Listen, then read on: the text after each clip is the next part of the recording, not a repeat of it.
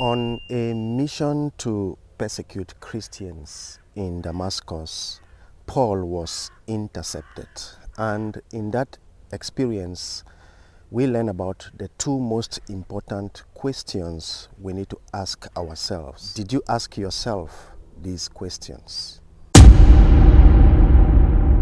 Actually, before coming to that point of interception in our lives, every one of us has a path that we follow. We have a life that we live, and we do things that we think are best for our lives, and we follow a path that we think is right.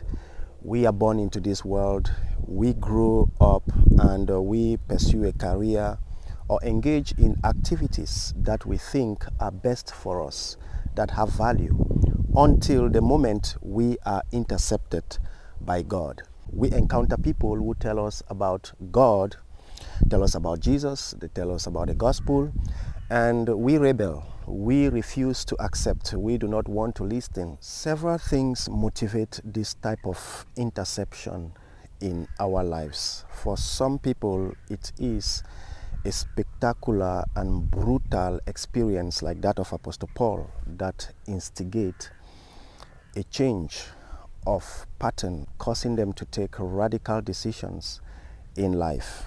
For many other people, it is just experiences of life that they are not able to comprehend. And because they go through these difficult situations, they begin to ask themselves questions, and through that, God is able to intercept them. For others, they just do not understand the meaning of life, and they realize that the patterns they've engaged into do not really explain exactly what life means. And so, because of these contemplations, they try to seek answers and they get intercepted. Whatever the case may be, the truth remains that we have this past life and this past rebellion, whereby we think we are doing the right things until the moment comes when we are intercepted by God. And we are forced to take a radical decision and make changes in our lives. And through the life of Apostle Paul, we can learn about two important questions we need to ask ourselves. And the first question is, who are you, Lord? That is the question that Paul asked Jesus. You see, until this time, he thought that he knew what he was doing. He thought that he was on the right way. He thought that he was doing the right things. And being someone who was so learned, he understood, according to his own patterns and analysis of life, that he was doing the right things. And he did that with passion, with all the energy and resources that he could have in himself. He thought that he was someone important in society and engaged until that moment of his interception. Then he realized that everything he had been doing in the past was nothing. He was really on the wrong path because he encountered something that is bigger than him, a power that is greater than him. And at that moment, he became so weak and powerless, and he realized that the life he had been living before was not the true life that he was created to live. And so he asked that question, who are you, Lord? And the answer came back to him, I am Jesus, whom you are persecuting.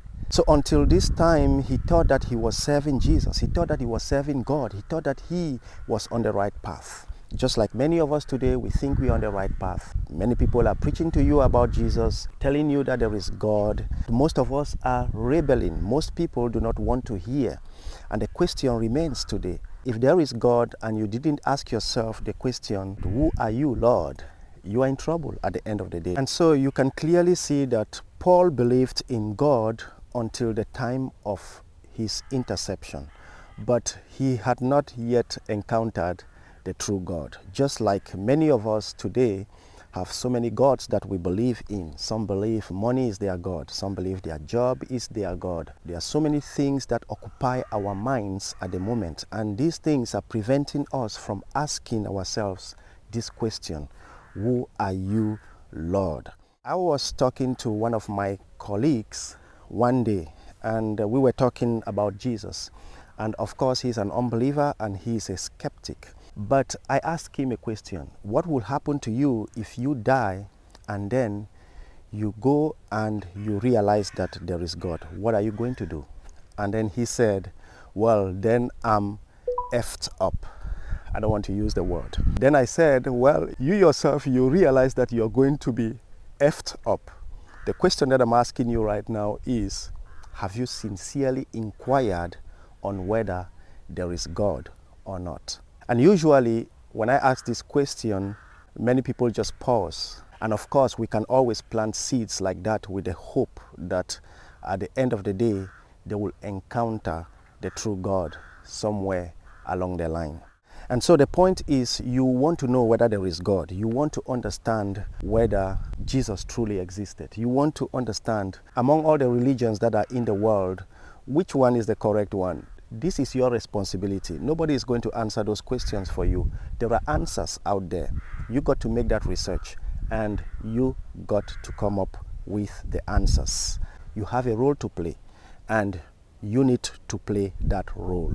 And because God is a loving Father who desires that we all come to the knowledge of the truth, He will never abandon you if you ask that question sincerely. He will never leave you alone. He will give you answers. He will talk to you.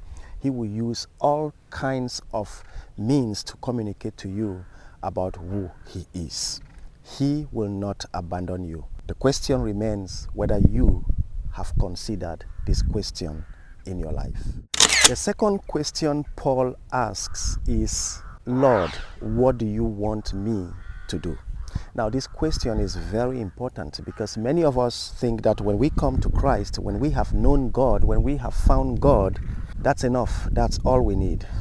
But it doesn't end there. The story doesn't end there. We are in this world for a purpose. We are here for a mission.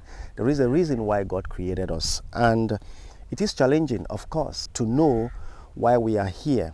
But we need to ask ourselves that question, Lord, what do you want me to do? And you can clearly see that prior to his interception, Paul was doing so many things with zeal, with passion, but it was not what God wanted him to do. Just like many of us today are doing so many things, we are engaged in so many things that we are doing in life at the moment. The question is that what God wants you to do?